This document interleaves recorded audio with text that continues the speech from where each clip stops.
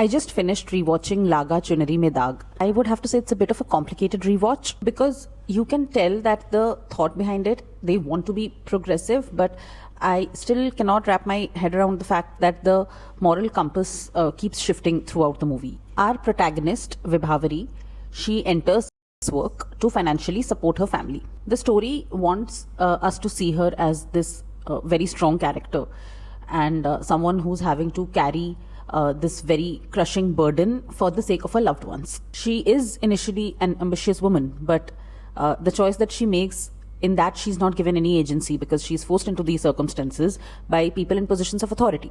Throughout the movie, we do not have any real conversations about the systemic reasons why she had to make that choice. Instead, we put her on this pedestal of martyrdom. I think as a viewer, it would have been more cathartic for me if the film focused a little more on accountability for the man who led her there instead of just praising her for her struggles and then her survival. Let's move on to her sister, Shubhavari, who comes in as the representation of the modern woman who champions positive female representation. But she's also someone who expresses disgust towards her sister's line of work. And you can see that it all comes from the idea of societal respectability. When she does eventually accept it, it's not because she has had this drastic change of heart, but it's more of a guilt-driven response because she never acknowledges the reality of the situation.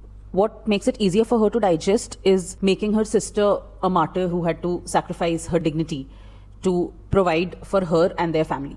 The complicity of the mother, who is aware of her elder daughter's situation but keeps mum because her line of work is what keeps her family afloat. That's also a heavy dynamic to watch, right? Because you are benefiting from the work, but you are hesitant of the worker, so much so that you won't let your daughter come home. What frustrated me the most was the fact that her final validation came from a man's marriage proposal. The moment Karan delivers the lines that I have known all along what you do, but I would still want to marry you, he suddenly allows the family to stop being ashamed. So does that mean that her worth is only restored once a respectable man decides to overlook her past? And that is why I'm so confused about how I feel about this movie, because yes, there is aesthetic realism, but what is the film's ultimate message? Because there is this woman who has had to pay an immense personal cost to save her family, but her ultimate happy ending comes from a single man's acceptance.